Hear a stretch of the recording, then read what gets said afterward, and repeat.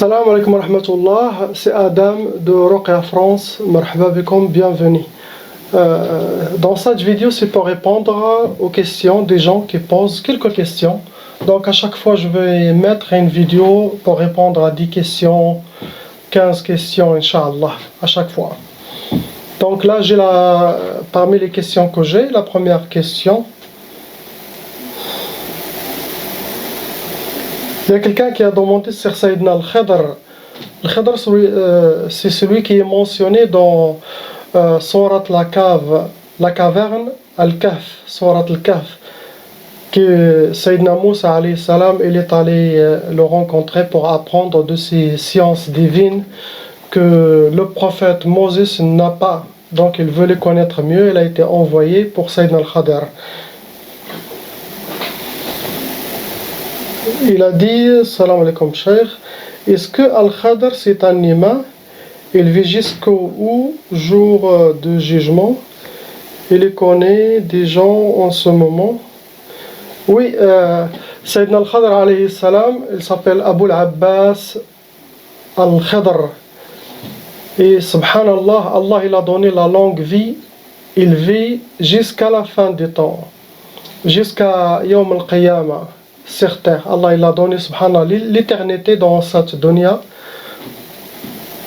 Et oui, il n'est pas un prophète, mais c'est un saint parmi les grands saints de l'islam, parmi les très grands saints qui ont des sciences les plus élevées sur cette terre. Mais c'est un imam, subhanallah.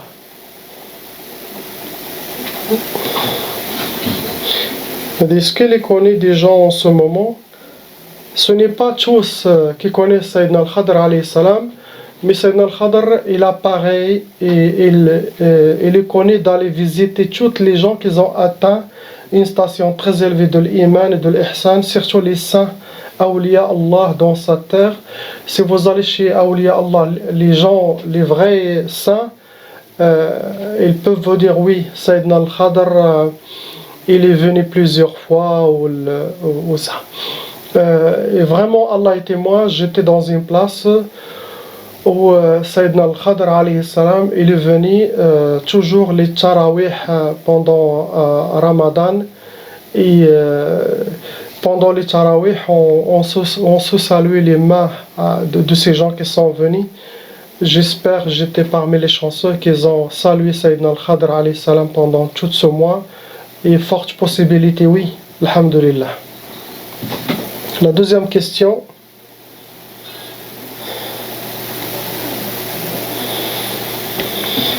Vous allez bientôt faire des vidéos sur les Rouhani, Inch'Allah. Et la vidéo sur les djinns pendant le mois de Ramadan. Les gens ils demandent, est-ce que pendant le Ramadan, est-ce qu'il y a des djinns ou pas? Oui, le mois de Ramadan, il y a les djinns. Dans le monde des djinns, normalement, au mois sacré de Ramadan, il se ferme. Il y a des voiles qui se ferment entre nous et eux. L'autorisation, c'est que pour le roi djinn, ils peuvent se déplacer dans notre dimension. Donc, le voile, il est vraiment là. Et ils sont, on peut dire, ça veut dire pas qu'ils sont enchaînés. On parle de très grands djinns qui sont enchaînés, mais les autres, comme il y a une frontière qui est fermée. Mais les djinns qui sont déjà dans notre dimension et qui sont déjà dans les corps des gens, ils sont encore là.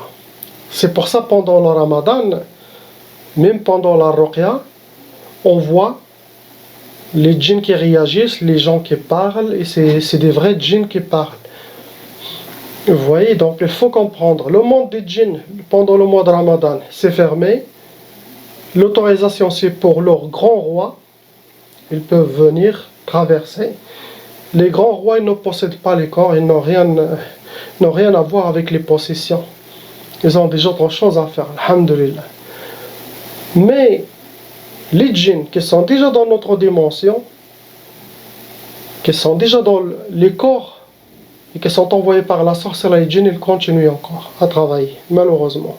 Il y en a qui sont fragiles, il y en a qui n'ont pas assez de force, qui sont limités, mais ils sont là. Pendant le mois de Ramadan, ils sont. C'est pour ça, si vous allez dans les pays arabes ou dans les pays qui jeûnent, vous allez voir à Chine, au Maroc, ou Algérie, ou Tunisie, les bagarres. Pendant Ramadan, il y a plus de bagarres qu'en dehors de Ramadan. Et ça vient de qui? Ça vient de shayatin, ça vient de shaitan. Donc ils continuent leur travail, les shayatins.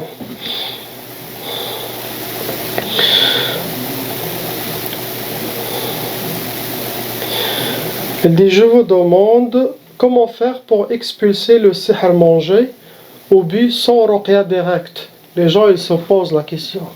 Donc ma réponse, quand on fait je parle de Ruqya France dans mon expérience. Je parle d'un raqib professionnel qui connaît son travail, alhamdoulilah, et aussi avec le temps Allah il vous donnera des clés que vous n'avez pas avant. Donc parmi les clés, c'est ça, vous pouvez réagir à distance, comme le sorcellerie, ils peuvent vous atteindre à distance. Un raqi expert, il peut aussi enlever la sorcellerie, les djinns aussi réagir à distance. Avec le Coran et salat sur Sayyidina Muhammad, sallallahu alayhi wa sallam. Donc pour la sorcellerie à manger, si la personne il a vomi, il a évacué la sorcellerie, alhamdulillah. Mais si il ne doit pas se forcer, mais s'il n'a pas ni évacué, ni vomi, la sorcellerie à manger, ça peut sortir des autres côtés. Quand même quand on va dans les toilettes, ça peut sortir de là.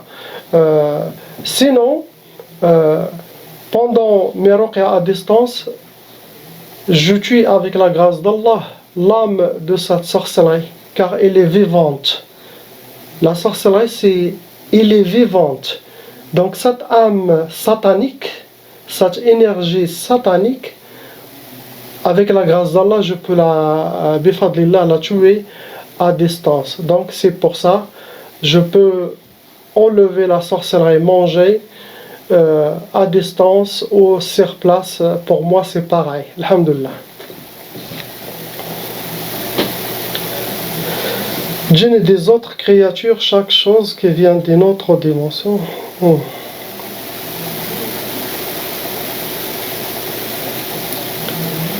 Il m'a dit d'accord, j'ai déjà répondu à une question, il m'a dit d'accord. Et les extraterrestres, ça existe vraiment? Oui, les extraterrestres existent. Ce sont, subhanallah, ni humains, ni anges, ni djinns. Ils ont une mission sur cette terre à faire, et quand ils finissent leur mission, ils vont revenir d'où est-ce qu'ils viennent. Mais ce sont des vraies créatures et ça existe, les extraterrestres.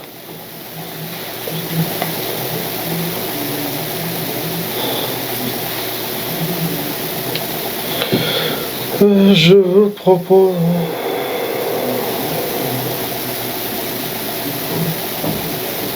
Quelqu'un m'a dit, vous travaillez avec les djinns, ce qui veut dire que vous-même, vous êtes possédé. Non. Les djinns sont nos ennemis, et humain plus djinn égale, ça veut dire sorcellerie. Allah a facilité les choses, mais les gens les compliquent, subhanallah. Donc, celui qui travaille avec les djinns lui-même, il est possédé. Vous savez, il y a possession, et il y a le monde de l'être humain, le corps humain, et il n'y a pas que son âme, sa spiritualité, son qarine,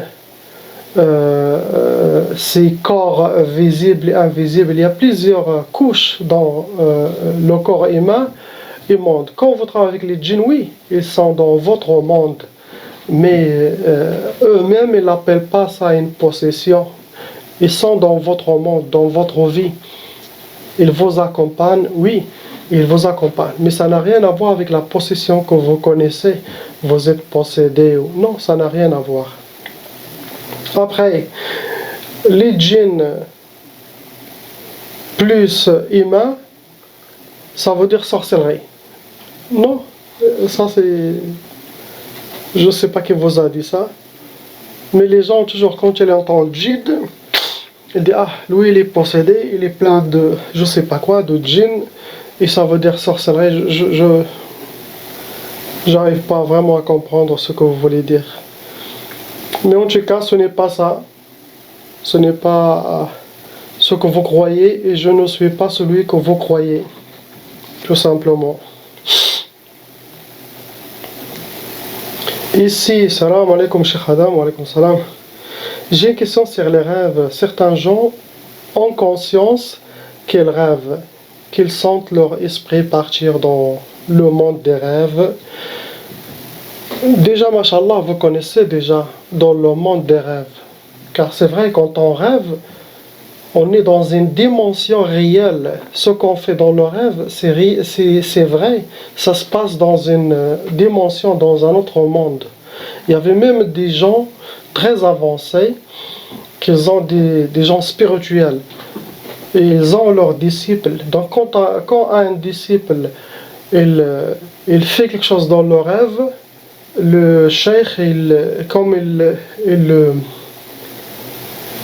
le dit, pourquoi tu as fait ça, pourquoi tu as fait ça, sans qu'il le raconte. Il le dit parce que ce que tu as fait, c'est réalisé. Regardez les gens qui veulent être parfaits, même spirituellement. Donc même dans le rêve, il essaye de se contrôler, de ne pas faire des péchés dans les rêves. Il faut se contrôler spirituellement et physiquement. Ça c'est bien. L'esprit peut-il voir les djinns? Oui. Notre spiritualité, notre âme, oui, elle voit les djinns facilement. Ou les anges, dans le rêve, qui sont les personnages croisés. Ce n'est pas tous qui peuvent voir les anges d'Allah subhanahu wa ta'ala. Vous pouvez voir les anges, mais eux-mêmes ils prennent un autre corps pour venir vous passer le message. Même réellement dans notre vie, il vient, il vous dit salam alaikum ou quelque chose. Vous croyez que c'était un imam, mais non, ça peut être un ange. Ils prennent l'apparence de ce qu'ils veulent. Donc il y avait beaucoup d'anges qui sont venus vers les Sahaba et sont venus vers Sayyidina Rasulullah sallallahu alayhi wa sallam, et Sayyidina Muhammad les a dit que c'était des anges, ou c'était Sayyidina Jibril ou Sayyidina Azraïl. Donc oui, mais dans leur vraie apparence, même la vraie apparence de Sayyidina Muhammad sallallahu alayhi wa sallam, les anges, Sayyidina Muhammad et les prophètes dans les rêves, vous ne pouvez pas les voir dans leur vraie image, car c'est un niveau très spécial, un niveau très élevé à atteindre de l'iman, comme j'ai dit de l'ihsan. Comme ça vous pouvez les voir avec l'œil de votre cœur, mais avec l'œil de sa tête on ne peut rien voir ni entendre avec l'oreille. Donc il faut toujours regarder avec le basira, vous pouvez voir tout. Allah subhanahu wa ta'ala est généreux, il peut vous ouvrir les voiles et vous pouvez regarder tout ce que vous voulez. Dans ce mode de pensée, cette méthode pour tuer. Donc peut-on utiliser cette méthode pour tuer les djinns ou faire le captage? Avez-vous déjà entendu parler de ce type de rêve lucide? Barakallahu fikum. Donc ce que je compris, c'est comme vous voulez. Quand vous croisez les djinns dans les rêves, vous voulez les tuer ou quelque chose, même les... Non, moi je déconseille les gens qu'ils tuent les djinns, même que eux ils ont l'intention de tuer, attaquer les djinns. Car tu peux tuer les djinns dans vos rêves, mais si dans leur famille, ils ont des djinns, qu'ils ont des sciences, qu'ils connaissent, ils peuvent suivre votre trace et vous atteindre. Ils vont se venger de vous.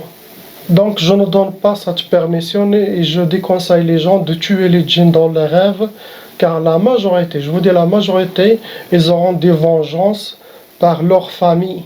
C'est comme nous. Quelqu'un il a tué votre frère, votre soeur, vous allez suivre sa trace pour se venger. Donc c'est mieux de ne pas se jeter dans wala tarmu anfusakum ila tahlika. C'est Coran. Ne vous jetez pas dans le... Écrivez dans le commentaire tahluka, dans le mal on peut dire. Il n'y a pas d'autre. Barakallahu fik. Donc, ici,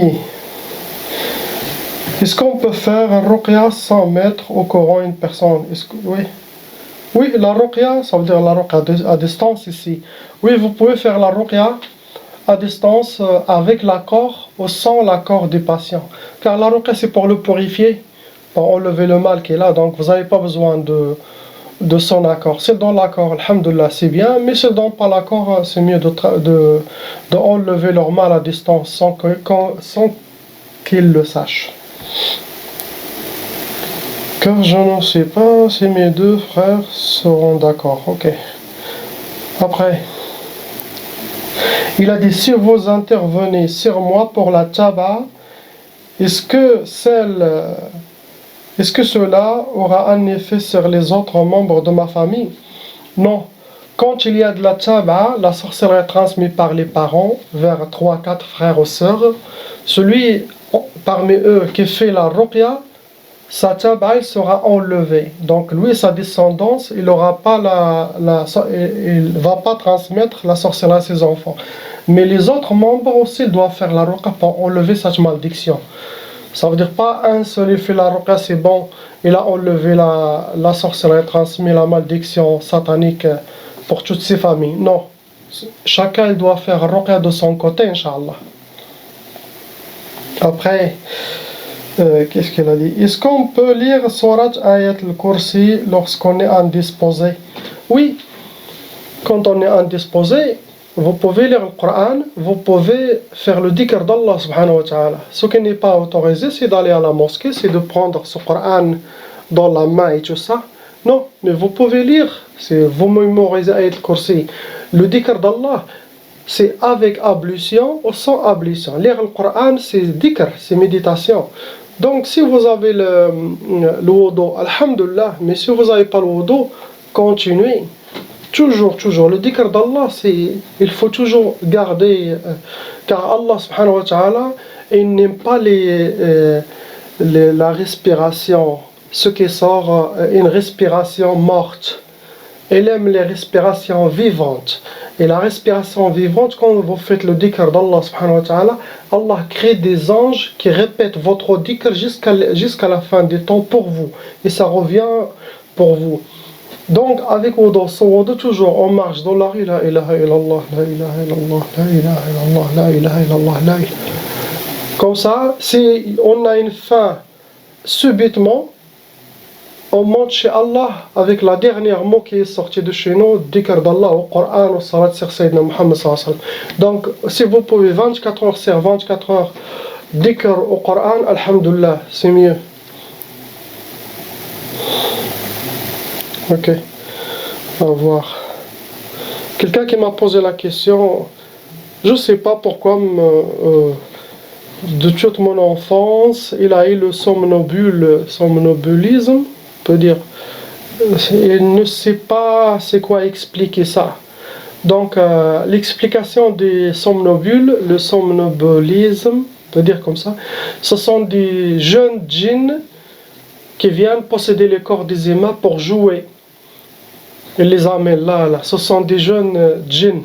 C'est pas quelque chose de la science peut expliquer, mais vraiment ce sont des djinns qui viennent, et beaucoup qui viennent, ils prennent un corps, ils commencent à marcher pour se foutre, pour jouer plutôt. Car beaucoup de djinns, des jeunes djinns, quel que soit shayatin ou des djinns normales, mais ils aiment prendre un corps et marcher et tout ça. Donc ça vient des djinns, le somnambulisme. Comment je fais pour savoir ce que les gens ont comme sorcellerie, djinn, scanner les gens? Ah, comme ce que je fais. Inch'Allah, la réponse, c'est qu'est-ce que vous voulez que je vous dise? Ma réponse, c'est que pour arriver à cette science, car ma réponse est toujours, si Allah te veut pour quelque chose, il te prépare. Et avant d'arriver à ce niveau, pour même comme scanner les gens, on peut dire comme ça, c'est déjà avoir traversé plusieurs années d'épreuves surtout dans ce domaine, beaucoup d'exercices et, et il faut avoir vraiment des djinns musulmans avec la grâce d'Allah, car c'est, comme j'ai dit, si Allah te veut pour quelque chose, il te prépare, tu seras supporté par les djinns musulmans, et en même temps, même ça suffit pas, car il faut être une personne déjà réceptive, très réceptive, et aussi spirituellement avancée.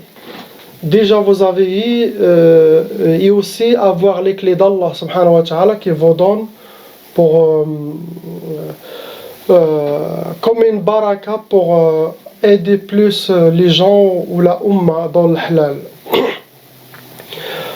Et aussi le plus important c'est avoir votre propre qarin. Le shaitan qui depuis notre naissance est avec nous, le waswas al-khannas alladhi waswisu fi suduri nas min al-jinnati wan nas, celui qui est dans le cœur à gauche, assis, qui dit toujours le contraire de ce que l'ange d'Allah vous dit, le waswas. Donc il faut le convertir. Il faut déjà, si votre qarin il est converti, il est vraiment musulman, et ça il faut beaucoup de l'entraînement, il faut des seclusions à faire à cette intention. Il faut beaucoup de support spirituel, beaucoup de dhikr, beaucoup de lutte, jusqu'à que, alhamdulillah, il sera converti. Il y en a des étapes, il y en a beaucoup de choses à faire. Et quand lui il est converti, donc déjà vous allez avoir moins d'inspiration satanique. Vous n'avez pas besoin de filtrer. Il vous reste votre ego à convertir, votre nafs, qui est le plus grand que le qarin. C'est le plus grand jihad akbar. C'est notre ego, nafs, inna nafs al-ammaratun. Donc si votre qarin il est converti, et vous êtes déjà, masha'Allah, accompagné par l'armée d'Allah invisible, musulman, il peut lui directement les contacter ou pendant quand vous regardez la personne. Bien sûr il faut être présent, ça veut dire pas comme ça d'un coup, allez salam alaikum, et tu peux voir ce que les gens ont. Non, c'est impossible. Il faut garder votre cœur calme, en pleine méditation, et là tu peux commencer à entendre. Cela dépend, est-ce que tu reçois quand il y a les gens devant vous, est-ce que tu peux recevoir que au loin? Cela dépend, chacun comment il peut capter. Donc votre qarin musulman, il peut contacter même l'autre qarin de lui. Si l'autre qarin il est quelqu'un de bien, ça veut dire il peut collaborer, il peut lui dire toutes les informations. Sinon, votre qarin, avec son qarin, les djinns musulmans ils font tout le travail. Donc il vous passe directement, votre qarin il est comme intermédiaire, il vous donne. Et tout ça bien sûr, c'est avec la grâce d'Allah subhanahu wa ta'ala. Il y a bien sûr toujours Allah subhanahu wa ta'ala, il y a votre qarin musulman, il y a vous aussi spécialement, votre expérience et la station spirituelle que vous avez à atteindre, et aussi il y a l'aide des djinns musulmans, il ne faut pas les nier. Mais comme j'ai dit, si Allah te veut pour quelque chose, il te prépare, il vous aidera, Inch'Allah, à connaître tout ça. Peut-être j'ai oublié des autres choses, mais ce n'est pas un an ou 10 ou... C'est de l'entraînement, c'est beaucoup de dhikr d'Allah, de plus de... Je peux dire plus que 25 ans. Et là, vous pouvez scanner facilement, Inch'Allah. Ça veut dire ce que vous aurez, donc, il y a les voiles qui vont s'ouvrir et que vous allez directement. Surtout si vous êtes dans le domaine de la ruqya et ça sera plus facile, car votre expérience aussi joue. Tu joues, tu vois la personne, tu vas connaître tout. Après l'autre question. Salam alaikum, khoya Adam, qu'Allah vous facilite et vous récompense, Allah yabarak fik. Est-ce que pendant les ramadans, les sorcelleries fonctionnent toujours? On dit les démons et shaitans sont attachés, enchaînés. Oui, les très grands démons shayatin, ils sont enchaînés, les très très grands. Ramadan, la sorcellerie fonctionne? Oui, mon frère. La sorcellerie continue. La preuve, regardez, j'ai des vidéos en plein Ramadan, les gens qui parlent, la ruqya, les gens qui tombent. Donc, oui, pour mon expérience, oui, la ruqya, la sorcellerie continue pendant la Ramadan. Les djinns shayatans continuent à travailler pendant Ramadan, c'est mon expérience. Et la preuve dans les vidéos, chez toutes les raqis peuvent dire, car j'ai toujours travaillé pendant Ramadan, sauf quelques années. Et si j'ai besoin de vos conseils, aide après.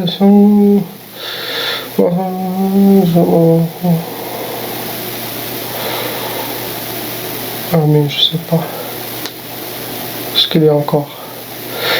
Vous travaillez? Non.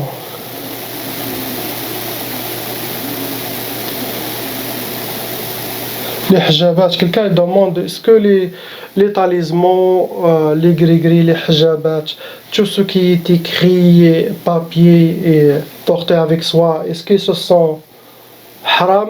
Non, ce n'est pas tout ce qui sont haram. Bien sûr, les gris-gris des sorciers, des marabouts, on les connaît. Tout ce qu'il y a des lettres incompréhensibles et des signes bizarres, ça se voit. Vous avez votre cœur, vous pouvez voir avec l'œil de votre cœur, il y a une mauvaise énergie. Ça, ce sont sataniques. Bien sûr, ils ne sont pas permis. Mais quelqu'un, il écrit Ayat al-Kursi, il le porte avec lui, ou Salat sur Sayyidina Muhammad sallallahu alayhi wa sallam, il le porte avec lui. Ou il y a des gens qui portent le Coran miniature, écrit ou un dua puissant, le porte avec lui pour prendre son baraka, car chaque chose elle est vivante. Ah, ce sont des lettres et ce sont de l'armée d'Allah subhanahu wa ta'ala. On ne connaît pas, vous croyez que ce sont que des lettres, il y a des secrets dans chaque lettre. Et si vous faites salat sur Sayyidina Muhammad, la portez avec vous, oui, il est considéré comme salat sur Sayyidina Muhammad. Ça ne veut dire pas qu'elle n'est pas vivante. Chaque chose, elle est vivante. Vous portez quelque chose de positif, il a une âme, il a une spiritualité, ça va fonctionner. Si vous portez quelque chose qui est négatif, satanique, ça va aussi vous attirer le mal ou le mal. Et si vous portez quelque chose salat sur Sayyidina Muhammad, Coran, bien sûr, vous allez voir que le bien. Donc ce n'est pas toutes les hijabat haram. Nos grands-parents avant tous, ils écrivaient, ils mettaient dans l'eau, vous le buvez, sinon vous portez avec vous. C'était Coran et Salat sur Sayyidina Muhammad et de dua puissant. Donc ce n'est pas les gris-gris que j'ouvre, je trouve qu'ils sont mauvais. Non, il y en a qui a que le Coran et Salat sur Sayyidina Muhammad, il n'y a rien, une lettre qui manque ou ils ont transformé, donc c'est halal.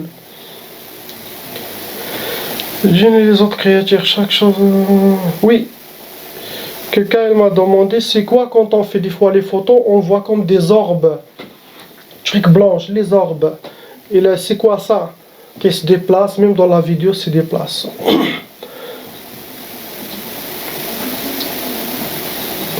Donc, normalement, chaque chose qui vient d'une autre dimension, bien sûr, une chose vivante, hein, ça apparaît, les caméras, ils peuvent les capter comme des orbes. Mais ce sont des vraies créatures qui viennent des autres dimensions. Ils sont captés comme des orbes qui se déplacent. Donc les djinns musulmans, vous pouvez le voir comme des orbes. Les djinns, beaucoup d'orbes dans une photo, ça peut être... Si vous êtes accompagné par des djinns musulmans, vous allez voir beaucoup. Si vous êtes aussi accompagné par des autres créatures, vous pouvez les voir. Les orbes, ce sont toutes créatures qui viennent d'une autre dimension. Et ce sont des voiles qui s'ouvrent. Subhanallah, c'est avec l'accord d'Allah. Salam alaikum, barakallahu fikum, à la prochaine fois.